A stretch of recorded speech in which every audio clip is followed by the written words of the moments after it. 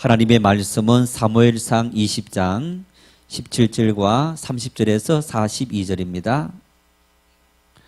사무엘상 20장 17절 먼저 읽겠습니다. 다윗에 대한 요나단의 사랑이 그를 다시 맹세하게 하였으니 이는 자기 생명을 사랑함 같이 그를 사랑함이었더라. 30절입니다.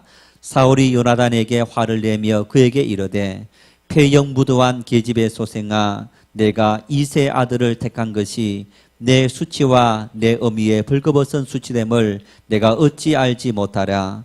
이세 아들이 땅에 사는 동안은 너와 내 나라가 든든히 서지 못하리라.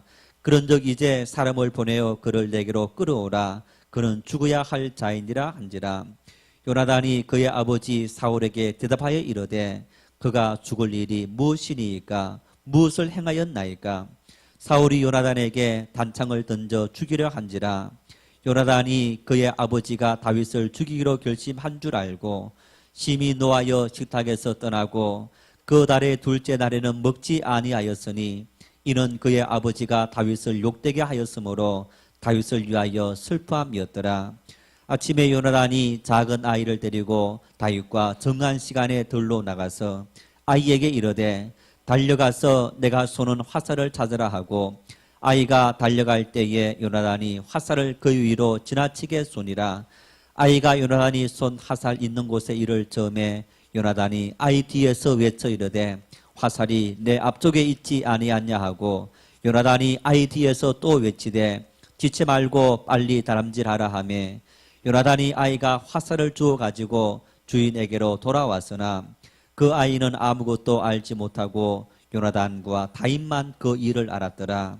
요나단이 그의 무기를 아이에게 주며 이르되 이것을 가지고 성읍으로 가라 하니 아이가 가매 다윗이 곧 바위 남쪽에서 일어나서 땅에 엎드려 세 번 절한 후에 서로 입맞추고 같이 울되 다윗이 더욱 심하더니 요나단이 다윗에게 이르되 평안히 가라. 우리 두 사람이 여호와의 이름으로 맹세하여 이르기를 여호와께서 영원히 나와 너 사이에 계시고 내 자손과 내 자손 사이에 계시리라 하였느니라 하니 다윗은 일어나 떠나고 요나단은 성읍으로 들어가니라. 아멘. 18세기 1700년도에 영국에서 산업혁명이 일어났습니다. 이 산업혁명은 우리의 삶에 많은 변화들을 오늘날 끼치게 만든 계기가 되었습니다. 산업혁명이 일어나기 이전에는 모든 의식주의 문제를 가족들이 다 해결했습니다. 그래서 농사를 짓고 그 농사를 지은 걸로 또 이렇게 음식을 먹을 뿐 아니라 또 옷도 집에서 만들어 입고 집을 짓는 일에도 가족들이 다 동원되어서 집을 짓고 모든 문제를 가족이 함께 해결했습니다. 그래서 자연스럽게 대가족 제도가 되어서 가족 숫자가 많은 것이 힘이었고 능력이었던 그런 시대를 살아갔습니다. 그러다가 산업혁명이 일어나면서 무엇이 생겼느냐? 분업화가 생깁니다. 잘하는 사람이 잘하는 일에 집중하게 됩니다. 그래서 농사를 잘 짓는 사람은 농사를 잘 짓고 또 옷을 잘 만드는 사람은 옷을 만드는 일에 집중하고 집을 잘 건축하는 사람은 집을 건축하고 어떤 일은 자기 전문 분야를 따라서 일하게 되면서 여러분 똑같은 사람이 일을 하는데 잘하는 사람이 일하는 것하고 못하는 사람이 일하는 것하고는 일의 어떤 결과가 굉장히 많은 차이가 생기게 됩니다. 그러면서 잉여 생산물이 만들어지고 부가 축적되어지면서 우리 사회가 도시화가 되어지고 도시화가 되어지면서 어떤 일이 생겼느냐? 대가족 제도가 핵가족 제도로 바뀌어지게 된 겁니다. 자, 여러분, 대가족 제도에서 핵가족 제도로 되어지면서 어떤 가족, 부모와 자식의 관계가 사라졌습니까? 그대로 있습니까? 없어졌습니까? 그대로 있습니까? 네? 예, 그대로 있습니다. 단지 과거에는 한 집안에 어떻게 살았습니까? 할아버지가 있고 정조 할아버지가 있고 그리고 또 아버지가 있고 또 내가 있고 아들이 있고 손자가 있고 이렇게 참 많은 집안은 5대가 함께 살아가는, 그리고 또 사촌, 육촌, 팔촌까지가 아주 가깝게 살아가는 그런 대가족 제도였다가 이제는 도시화되어지고 핵가족화 되어지면서 부모 세대와 나 세대, 많으면 3세, 3세대가 살고 작으면 그냥 2세대가 살아가는, 그리고 요즘은 연세가 드셔도 자식하고 살지 않고 부모 혼자 사시는 그런 분들이 많아졌습니다. 대가족에서 핵가족으로 바뀌었지만은 부모와 자식, 형제라는 관계는 전혀 달라지지 않았습니다. 여러분, 매년 명절이 정말 이 자동차가 고속도로에서 주차장화 되어지는 그런 현상이 생기면서 수많은 사람들이 고향을 찾고 가족을 찾고 함께 형제를 찾습니다. 부유해지면 부유해질수록 사람들은 더 그런 일들을, 자기 가족을 찾고 뿌리를 찾는 일들을 더 많이 하는 그런 모습을 볼 수 있습니다. 여러분, 그런데 자, 가족 제도는 대가족에서 핵가족으로 바뀌었고 그러면서 관계는 떨어지지 않았지만은 이제 이 관계가 또 어떤 관계가 되었느냐? 이제는 한 가정의 가족의 문제가 사회의 문제가 되었고, 사회의 문제는 국가의 문제가 되었고, 한 국가의 문제는 세계의 문제가 된 겁니다. 예전에는 이런 말을 했습니다. 미국 경제가 기침하면 한국 경제는 독감에 걸린다. 지금은 중국 경제가 기침을 하면 한국 경제가 독감에 걸린다. 이런 말이 있습니다. 여러분, 시리아에서 일어나고 있는 전쟁이 지금 우리하고 관계가 있습니까? 관계가 없습니까? 네? 자, 전쟁이 일어났습니다. 수많은 난민들이 생겼어요. 난민들이 유럽으로 넘어갔습니다. 유럽에서 난민들을 이제는 더 이상 수용할 수 없게 되고, 또 난민들이 그 지역에 가서 여러 가지 성추행이라든가 성폭행 같은 이런 문제를 일으키면서 추방당하기도 하고, 그러면서 유럽에서 어떻게 하면 이 난민 문제 해결할까? 근본적인 문제를 해결해야 된다 해서 시리아 내전을 종식시키기 위해서 전쟁에 개입을 하게 됩니다. 그러다 이슬람 국가라든가 또 시리아에서 어떻게 합니까? 유럽이 전쟁에 개입해서 자기들을 어떻게 한다고? 이제는 막 들어가서 폭탄 테러, 작살 폭탄 테러를 하면서 각 지역마다, 각 나라마다 참 이렇게 긴장하고 있는 그런 모습을 볼 수 있습니다. 전쟁이 확산되어지면서 세계 경기가 어려운데 더 곤두박질하게 되고, 그것이 고스란히 우리들의 삶의 현장에, 우리 직장에 영향을 끼치게 되는 것을 볼 수 있습니다. 그래서 여러분, 이제는 세계가 하나의 네트워크로 연결되어지고, 그래서 세계가 하나라는 것. 이제는 미국에서 일어나는 일들, 아프리카에서 일어나는 일들이 그냥 순식간에 SNS를 통해서, 뉴스 보도를 통해서, 인터넷을 통해서 우리가 언제든지 그냥 실시간으로 알아볼 수 있는 그런 시대가 되어져 버렸습니다. 관계성이 얼마나 많이 연결되어졌는지, 이제는 뗄래야 뗄 수 없는, 정말 인간은 사회적인 동물이라 말했던 아리스토텔레스의 말처럼 그런 사회적인 관계성 속에서, 가족의 관계에서 이제는 큰 세계가 하나 되는 그런 시대 속에 살아가는 것이 우리의 삶의 모습입니다. 한 2년 전에 이분에 대해서 이야기를 드린 적이 있는데, 레오 보만스라는 벨기에 교육 잡지 클라스의 편집장이고 작가인 이분이 세상 모든 행복이라는 책을 출간했는데, 이분이 한 8,000편의 논문을 조사하고 그 논문을 쓴 사람들 중에서 100명을 뽑았습니다. 이 사람들을 뽑아서 이 사람들에게 질문을 던졌습니다. 어떤 질문을 던졌느냐? 행복이 뭡니까? 어디에서 행복이 오는 겁니까? 여러분, 어떻게 하면 행복한 삶을 살아갈 수 있을 것 같아요? 돈이 많으면, 아니면 똑똑하면, 능력이 있으면, 건강하면. 100명의 사람들, 그 중에는 학자들, 다양한 분야의 학자들도 있고 어떤 정책을 입안하는 사람들도 있는데, 그 사람들의 어떤 답변들을 정리하면 행복은 이렇다는 겁니다. 행복은 사람이다. 행복은 사람이다. 다시 말하면 행복은 사람과의 관계성 속에서 찾아오더라. 행복은 너와 나의 관계성 속에서 행복이 찾아오더라는 것. 수요일날 한번 말씀을 드린 적이 있는데 한 집사님 댁에 신방을 갔어요. 연세가 70 중반 되신 분인데 그분이 여기 갔더니 하시는 말씀이 목사님 참 고되게 살았습니다. 일찍 혼자 되어서 자식 키우느라고 파출부로 평생을 살았습니다. 그러면서 내가 저 아파트 가서 파출부 노릇을 했습니다.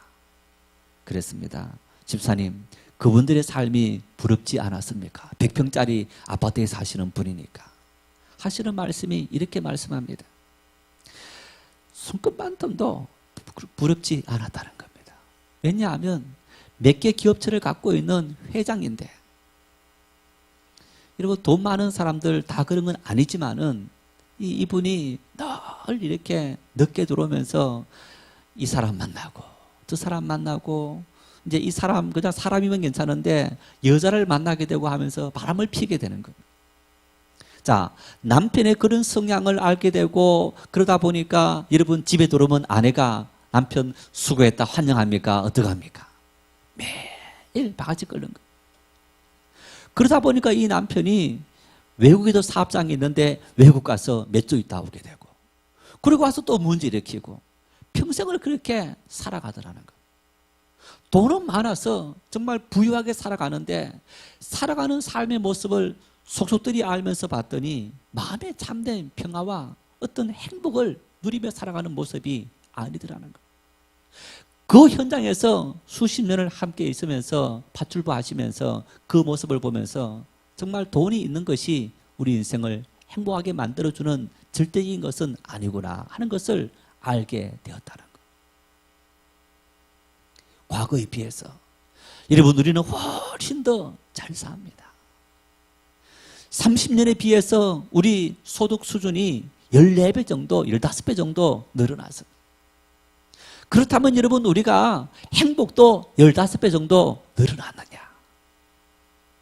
늘어났습니까? 내가 살아가면서 내 삶이 부유해지고 내 집이 넓혀지면서 내 통장 잔고에 돈이 자꾸만 많아지면서 그러면서 여러분 내 마음속에 행복도 훨씬 더 많이 늘어났느냐? 늘어나지 못했습니다. 도리어 돈이 우리 관계를 깨뜨리게 되고 돈이 우리 관계를 방해해서 훨씬 더 사람들은 불행 속에 살아가는 것이 우리의 현실의 모습인 것. 그런데 행복을 연구하는, 행복을 말하는 수많은 사람들은 행복은 외적인 조건에 의해서 있는 것이 아니고 나와 너의 관계성 속에서 있어야만 참된 행복과 기쁨을 누리며 살아갈 수 있게 되더라는 것. 성경은 많은 만남들, 많은 관계를 보여줍니다. 여러분 성경 속에 나타나는 많은 만남과 관계성 속에서 가장 최고의 관계, 정말 아름다운 관계, 정말 이 관계보다 우리가 더 좋은 관계를 말할 수 없는 관계가 바로 다윗과 요나단의 관계를 볼 수 있습니다. 한번 사무엘하 1장 26절 말씀을 같이 읽겠습니다. 내 형 요나단이여 내가 그들을 애통하면 그대는 내게 심히 아름다움이라 그대가 나를 사랑함이 기하여 여인의 사랑보다 더하였도다. 여러분 이 사무엘하 이 말씀은 다윗이 요나단이 죽었다는 소식을 듣고 그 죽음을 너무너무 애통해하면서 애가를 지었습니다. 다윗의 기도, 다윗의 노래 그렇게 말할 수 있는데 그 애가를 지으면서 부르면서 기도하면서 다윗이 요나단이 자기를 사랑하는 것이 여인의 사랑보다 더하였도다. 정말 그 정도로 요나단은 다윗을 아주 진실된 모습으로 사랑했다는 것. 오늘 본문 말씀에도 마찬가지입니다. 17절 말씀을 같이 읽겠습니다. 다윗에 대한 요나단의 사랑이 그를 다시 맹세하게 하였으니 이는 자기 생명을 사랑함 같이 그를 사랑함이었더라. 어떻게 사랑했다고요? 자기 생명을 사랑한 것 같이 사랑했더라는 거예요. 다윗과 요나단은 서로가 자기들의 생명을 아낌없이 줄 수 있을 정도의 그런 사랑을 실천하는 그런 삶을 살아갔더라. 오늘 본문은 그러한 사실을 구체적으로 보여주는 사건입니다. 여러분, 자, 다윗은 사울 왕의 사위입니다. 그래서 다윗과 요나단은 처남과 매부, 이제 이 매부 사이. 그러니까 서로가 아주 가까운 뗄래야 뗄 수 없는 형제와 다를 바 없는 그런 관계가 되는 거죠. 그래서 요나단은 다윗 이 사울 왕의 장남으로서 앞으로 왕위를 물려받을 그런 사람이고, 이제 다윗은 그 집안의 사위가 된 거죠. 자, 다윗이 블레셋과의 전투에서 골리앗을 물리칩니다. 큰 장수인 골리앗이 이스라엘 백성들 목전에 앞에 와서 누구든지 나와 일기토 1대1로 싸워서 누가 힘이 있는지 한번 겨루자 했는데, 골리앗이 너무 힘이 세다 보니까 이스라엘 백성들이 다 길을 죽이고 있습니다. 그때 다윗이 형들이 있는 전쟁터에 왔다 그것을 보면서 저 할례받지 못한 인간이 어떻게 할례받은 하나님의 백성을 조롱하고 저렇게 말할 수 있느냐 하면서 하나님의 이름으로 가서 물맷돌로 골리앗을 물리칩니다. 그 이후에 다윗이 그 전투에서 혁혁한 공헌을 세우고, 그러면서 성으로 귀환할 때 여인들이 노래를 부르는데 이런 노래를 불렀습니다. 사울 왕이 죽인 사람은 천천히고 다윗이 죽인 사람은 만만이로다. 임금이 그 노래를 듣고 있다가 심기가 굉장히 불편해졌습니다. 그러면서 한편으로 마음속에 시기하는 마음이 생겼습니다. 그리고 사울 왕의 마음속에 악신이 들어가면서 어떤 마음이 생겼느냐, 내가 기회가 되면 저 다윗을 죽여야지. 여러분, 그러면서 현실로는 다윗을 불러서 자기 사위 삼았습니다. 자기 딸을 다윗의 아내로 준 겁니다. 그리고는 시간이 지나서 자기 신하들과 아들 요나단에게 저 다윗을 기회 있을 때 죽여라. 다윗 머리에 그런 명령을 내린 겁니다.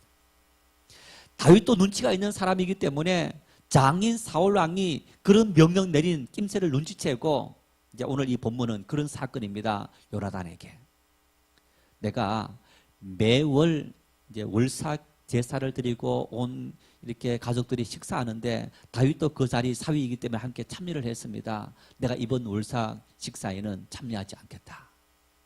자네가 한번 사울 왕의 어떤 눈치를 보고 사울 왕이 나를 죽이려 하는지 살리려 하는지 그런 의도가 있는지 없는지 그것을 살펴서 나에게 알려줬으면 좋겠다.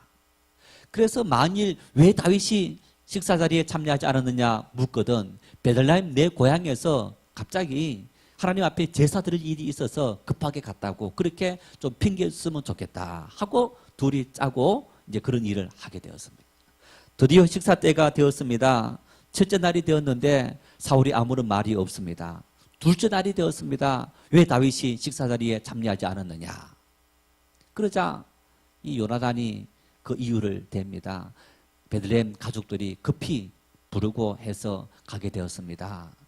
그러자 사울 왕이 심기가 불편해졌습니다. 빨리 가서 잡아오너라. 잡아오너라. 요나단이 말합니다. 아니 어떻게 해서 다윗을 죽이려 합니까? 그 이유가 뭡니까?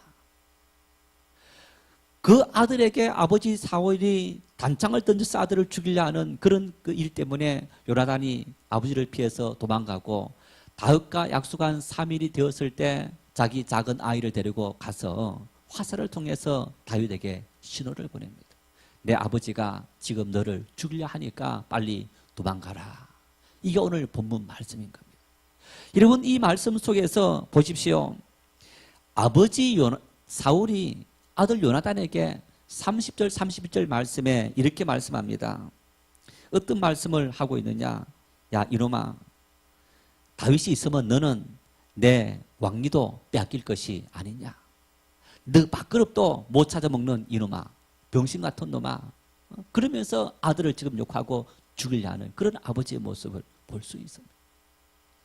이 말을 거꾸로 말하면 요나단은 다윗이 내가 장남으로서 물려받아야 될 왕위를 물려받는다 할지라도 나는 다윗에게 내 왕위를 양보할 수 있다. 그 마음을 품었던 거예요. 아버지가 아들을 죽이려는 그 현장 앞에서도 다윗을 옹호하는 그런 요나단의 정말 놀라운 사랑의 모습을 볼 수 있는 겁니다.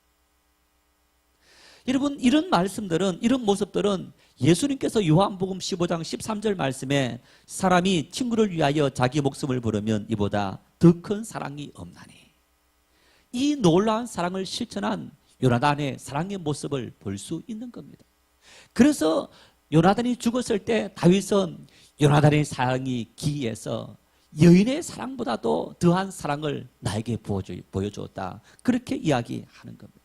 모든 것을 다 포기할 수 있는 그런 희생적인 사랑을 요나단은 다윗에게 보여주는 그런 모습을 볼 수 있는 겁니다. 여러분, 어떻게 다윗과 요나단이 이런 사랑을 실천할 수 있고 이런 우정의 관계를 유지할 수 있었을까?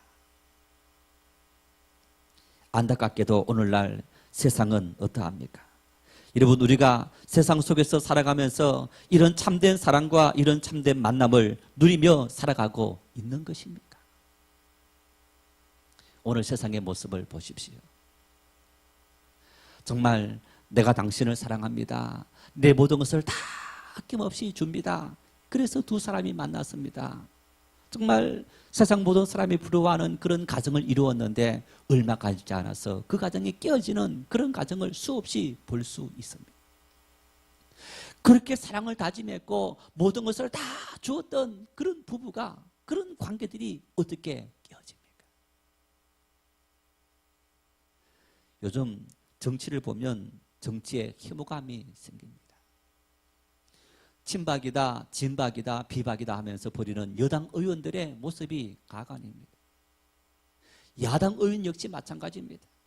오로지 정권을 잡기 위해서 당을 깨고 새로운 당을 만들고 이합집산을 거듭하는 그런 모습을 보면서 정말 여러분, 정치 세계 속에서 오늘의 동지가 내일의 적이 되고 내일의 적이 오늘의 동지가 되는 어떤 그런 모습을 볼 수 있으면서 인간 세상 속에는 이것이 당연한 일이야, 정말 참으로 믿을 수 있고 내 모든 마음을 다 줄 수 있는 그런 것은 없는 거야. 관계성 속에는 어떤 서툰 자신을 숨기고 뭐 이런 어떤 이야기를 하면서 이런 관계가 마치 세상의 온전한 관계다라고 하면서 우리의 모든 마음들이 그런 모든 관계 신뢰들을 다 깨뜨리게 만드는, 이것을 당연한 것으로 받아들이게 만드는 이런 시대를 살아가는 것이 오늘 우리들의 삶의 현주소가 되어져 버려서 너에게 마음을 열지 않습니다. 너와 나의 관계에 어떤 마음을 열지 않고 그저 만났을 때 만나고 그러면서 어떤 우리의 마음을 숨기면서 그저 겉으로는 친한 척하는 그런 시대를 살아가는 우리들의 삶의 모습들. 여러분, 그러다 보니까 삶에 생기는 많은 아픔들, 문제들, 고통들, 이 모든 고통들을 누구하고 해소하고 해결할 수 없는 그런 시대를 살아가고 있는 거예요.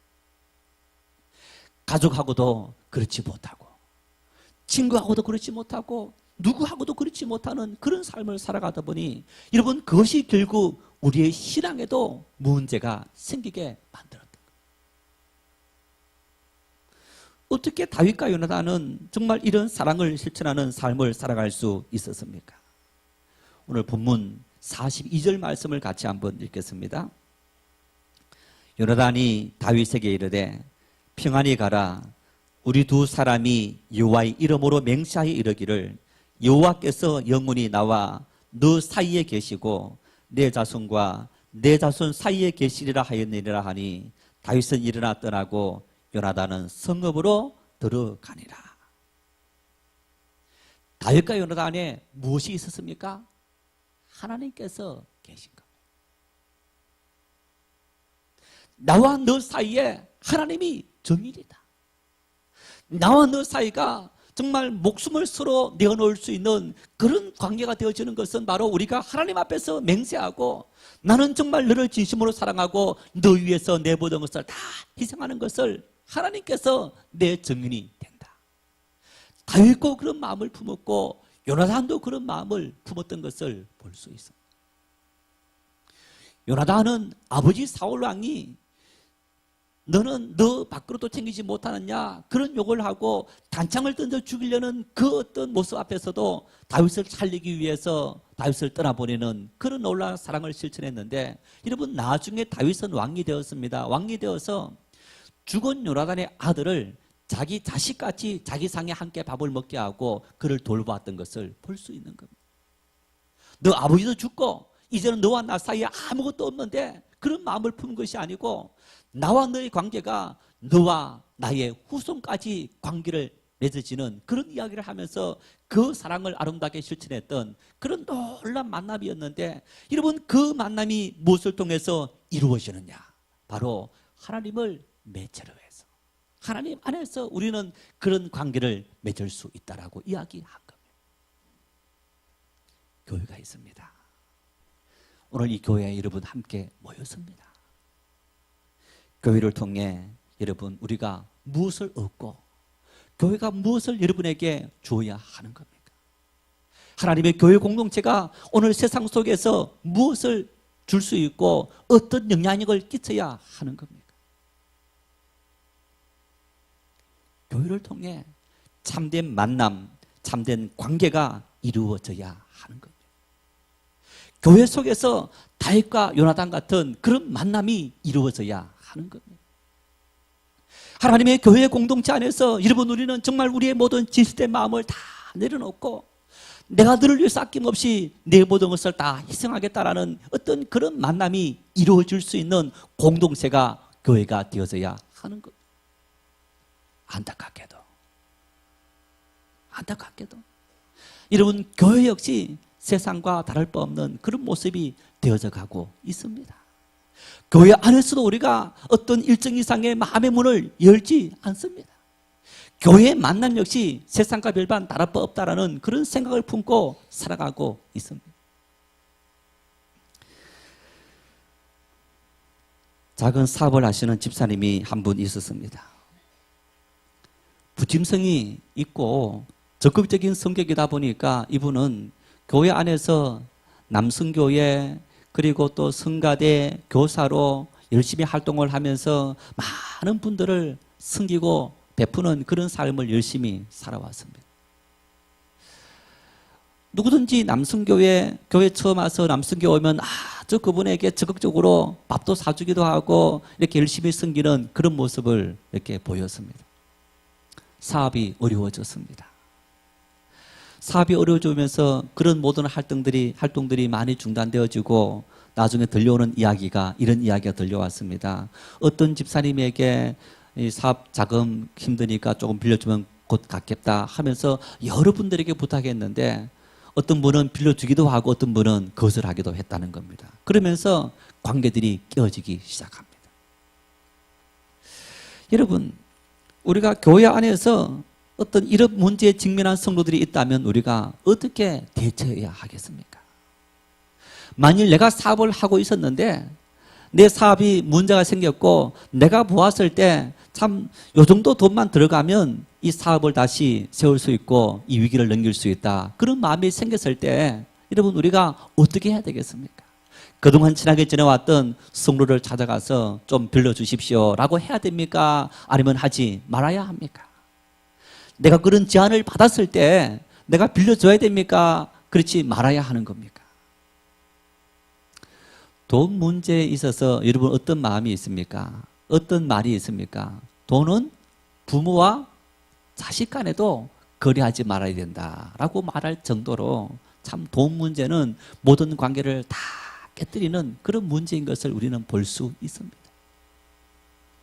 그렇다면 교회가 성도들 관계성 속에서 무엇을 줄 수 있는 겁니까? 우리가 무엇을 얻어야 하는 겁니까?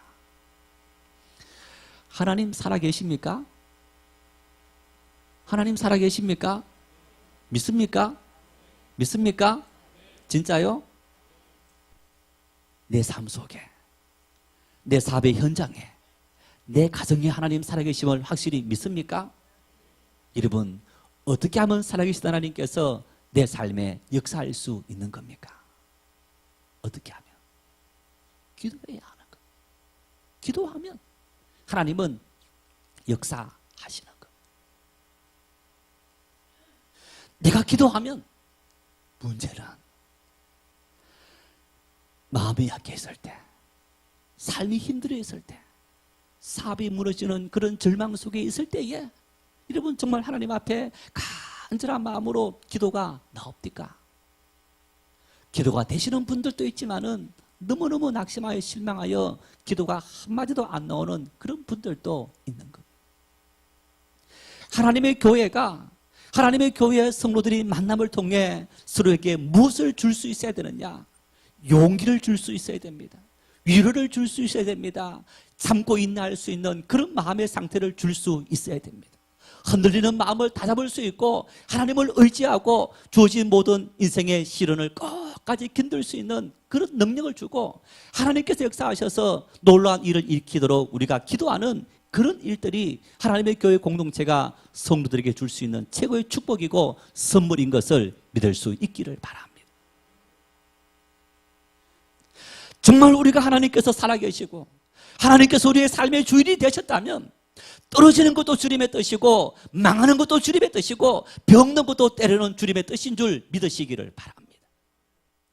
그 속에 하나님은 역사하시고 그 속에서 우리의 모든 삶을 일으키실 하나님의 뜻을 바라본다면 그 절망 속에 고통 속에 기도하고 하나님 앞에 모든 것을 맡기는 삶을 살아가게 되는 것. 기도하면서 성도들이 이웃들이 우리를 위해서 아낌없이 베풀어주면 감사한 마음으로 정말 함께 참여할 수 있기도 합니다. 여러분, 그러나 우리가 하나님 앞에 기도하는 그 일이 하나님의 교회 공동체에서 최우선적인 사명이고 우리가 해야 될 최고의 은혜이고 축복이고 관계성임을 믿을 수 있기를 바랍니다. 하나님은 그래서 그 기도를 통해서 우리에게 다양한 은혜를 베푸시고 능력을 베푸시는 그런 하나님이신 줄 확실히 믿을 수 있기를 바랍니다. 출애굽기 17장 12절 13절 말씀을 같이 읽겠습니다.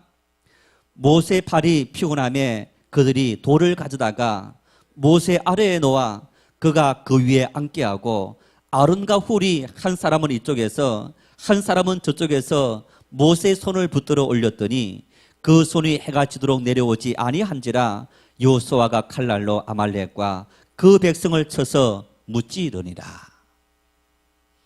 이스라엘 백성들이 출애굽 이후에 홍해를 건넜습니다. 그리고 시내 산을 목전에 둔 상태에서 아말렉과 전쟁이 벌어졌습니다. 모세가 여호수아에게 자, 사람을 선발해서 가서 아말렉과 싸우라. 내가 산 위에서 기도하겠다. 그래서 전쟁이 벌어지는 그 산 위에서 모세가 하나님 앞에 손을 들고 기도합니다. 여러분, 두 손 들고 몇 번쯤 손 들고 있을 수 있을 것 같아요?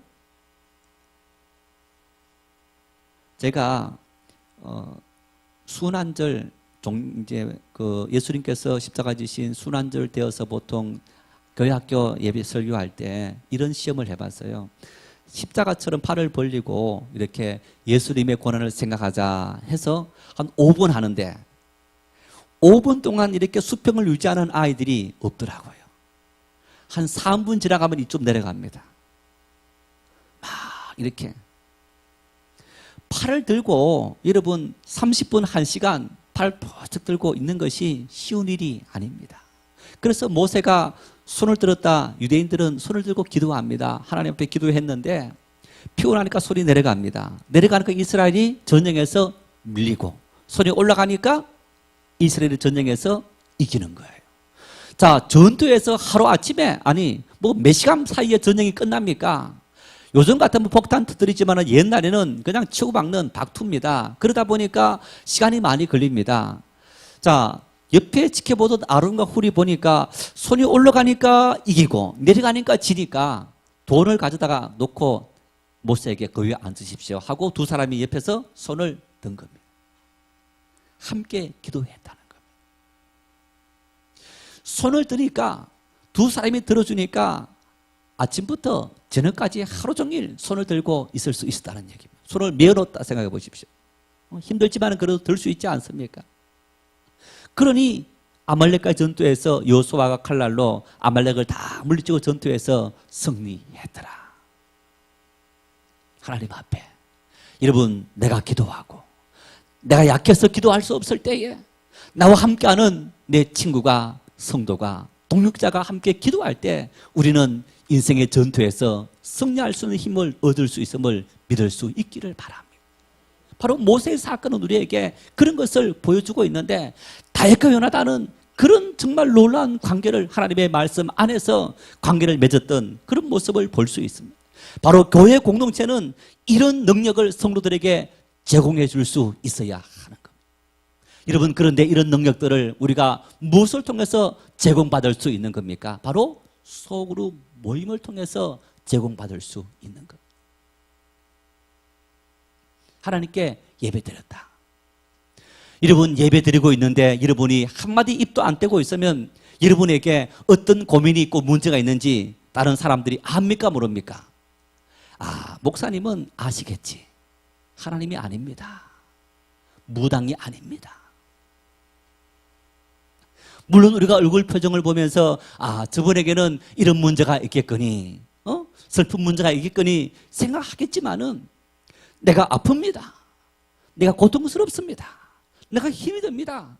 함께 이야기해야만 그 사정을 알 수 있습니다. 성도들이 10명 되면 목회자가 다 알 수 있습니다. 한 100명쯤 되더라도 알 수 있는데, 여러분, 그 100명들이 함께 서로 간절한 마음으로 기도할 수 있는 것이 아닙니다. 어떤 교수님이 그런 말씀했어요. 신학교 교수님인데, 우리가 우리의 삶을 통해서 15명의 간절하게 나를 위해서 기도하는 사람이 있으면 그 사람 인생은 성공적인 삶을 살아갈 수 있다. 그런 말씀을 하신 거예요. 그 사람이 어떤 사람들이냐?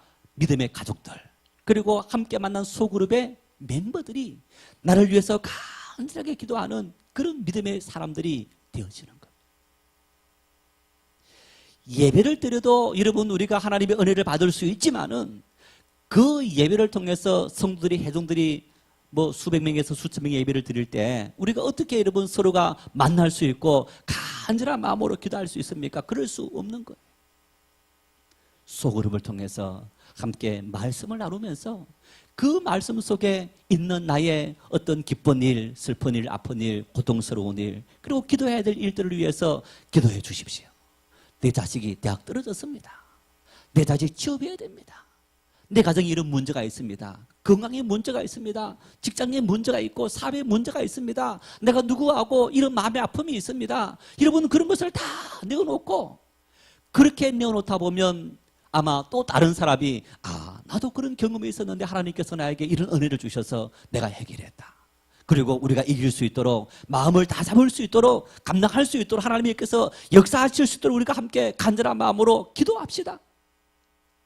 그래서 그 문제가 내 문제처럼, 너의 문제가 내 문제처럼 함께 기도하는 공동체, 여러분, 그 공동체가 바로 소그룹인 겁니다. 저는 청년 시절부터 이런 소그룹 은혜를 참 많이 받았습니다. 소그룹을 통해서 정말 무궁무진한 사랑을 받았고 은혜를 누리게 되었습니다. 그런데 소그룹을 통해서 제가 젊은 시절 힘들 때, 경제적으로 어려울 때, 그럴 때 단 한 푼 도움도 받지 않았지만 정말 그 소그룹에서 저와 함께 기도했던 그런 소그룹 멤버들이 평생을 저를 위해서 기도하고 그 기도로 말미암아 오늘 저의 삶이 여기까지 이르렀고 무조건 목회 사역을 감당할 수 있는 동기와 계기가 된 것. 그 진실된 만남 속에서 하나님 앞에 내 어떤 마음의 모든 고통들, 염려들 다 내려놓고 함께 기도하고 그것이 전혀 허물어지지 않으면서 평생을 기도할 수 있는 그런 동역자들이 되어질 수 있었더라는 얘기입니다. 그게 소그룹 모임을 통해서 나누어지게 되어지는 것. 목회를 하면서 성도들이 교회 공동체에서 피상적인 만남이 아니라 참된 그리스도 안에서 만남을 갖게 하고 정말 서로가 진실된 마음으로 이웃 사촌이 되어지고 너를 위해서 내 모든 것을 희생할 수 있습니다. 그런 만남을 이루기 위한 공동체가 어떤 공동체일까? 바로 소그룹 공동체가 그런 만남을 이룰 수 있는 계기가 될 수 있는 거예요. 예배 마치고 소그룹 모임 하십시다. 피곤합니다. 바쁩니다. 아이도 봐야 됩니다. 그동안 만나지 못했던 사람 만나야 됩니다. 몸도 피곤한데 좀 쉬기도 해야 됩니다. 여러분, 1시간 소그룹 만남은 내가 1시간 누군가를 만나지 않고 좀 쉬지 않고 아이하고 덜 놀아준다 할지라도 내 인생에 있어서는 내 인생의 평생의 동반자, 함께 기도할 수 있는 다윗과 요나단 같은 그런 사람을 만날 수 있는 계기가 된다는 사실을 믿을 수 있기를 바랍니다. 아무리 내가 교회 공동체에서 함께 예배하고 봉사한다 할지라도 속으로 모임을 통해서 참된 만남이 이루어지지 않는다면 우리는 이방인과 마찬가지인가? 떠들이와 마찬가지인 그런 삶을 살아갈 수밖에 없는 겁니다. 신앙이 우리에게 참으로 다가오지 않는 겁니다. 예수님께서 12사람의 제자를 불러서 예수님과 함께 먹고 함께 나누고 함께 모든 사역을 하고 함께 했던 그 모습들처럼 여러분 우리가 함께 소그룹 모임을 통해서 참된 만남이 이루어지고 너의 아픔을 위해서 내가 간절한 마음으로 기도하는 그 사명, 내 아픔을 위해서 기도해 주십시오라고 하는 그 만남이 이루어질 때 우리 가운데 하나님의 은혜가 참으로 우리의 심령 속에 큰 위로가 되고 힘이 되고 능력이 되어지는 것. 그런 은혜를 경험하지 않는다면 우리의 신앙은 계속적으로 긋도는 신앙이 될 수밖에 없는 것. 인생이 힘들지 않습니까? 고통스럽지 않습니까? 어렵지 않습니까? 내 마음을 반쯤은 숨기고 살아야 되는 그런 마음이 아닙니까? 말씀 안에서 하나님 안에서 만날 때 여러분 내 마음속에 모든 것 다 내려놓더라도 부끄럽지 않고 그런 삶을 살아갈 수 있는 아름다운 만남, 그 만남을 교회가 줄 수 있어야 되고 그 만남을 통해 성도들이 힘을 얻어야 되고 그 만남은 바로 소그룹 모임을 통해서 이루어질 수 있게 되는 것. 이런 노래가 있습니다. 한번 우리 같이 한번 이 노래를 부르겠습니다. 누군가 널 위하여 누군가 기도하네 내가 홀로 외로워서 마음이 무너질 때 누군가 널 위해 기도하네 누군가 널 위하여 누군가 기도하네 내가 홀로 외로워서 마음이 무너질 때 누군가 널 위해 기도하네. 그 누구가 누굽니까? 우리와 함께 하시는 성령 하나님이십니다. 그 누구가 나와 함께하는 소그룹 멤버입니다. 그 누구가 나와 함께 믿음의 생활하는 내 가장 가까운 가족이기도 합니다. 나 위해 기도하시는 성령님, 그 성령이 나를 위해서 일하도록 만드는 여러분 그 동기가 교회를 통해 우리가 그 동기를 부여받아야 되는데 그 부여받을 수 있는 동기는 예배와 소그룹 모임을 통해서 그런 은혜를 부여받을 수 있게 되는 겁니다. 은혜로 살아야 됩니다. 하나님 사랑으로 살아야 됩니다. 살아계신 하나님의 능력을 힘입고 살아가야 합니다. 내가 힘들고 내가 어렵고 내가 내게 주어진 인생의 무거운 짐을 감당하지 못해서 쓰러지고 있을 때에 나 위해 기도하는 기도의 동력자, 소그룹 멤버들이 바로 기도의 동력자고 기도의 후견인이고 힘이 되는 것. 그분들의 기도가 우리 인생을 행복하게 만들고 우리의 만남을 축복의 만남으로 만들 수 있는 계기가 될 수 있게 되는 겁니다. 성도 여러분, 우리가 이런 만남을 하나님의 교회를 통해 이룰 수 있기를 바랍니다. 하나님의 은혜 안에서 이런 만남을 이루어서 우리 모든 남은 인생 행복하고 기쁘게 살아갈 수 있는 그런 믿음의 축복이 여러분의 모든 삶 위에 넘칠 수 있기를 축원합니다.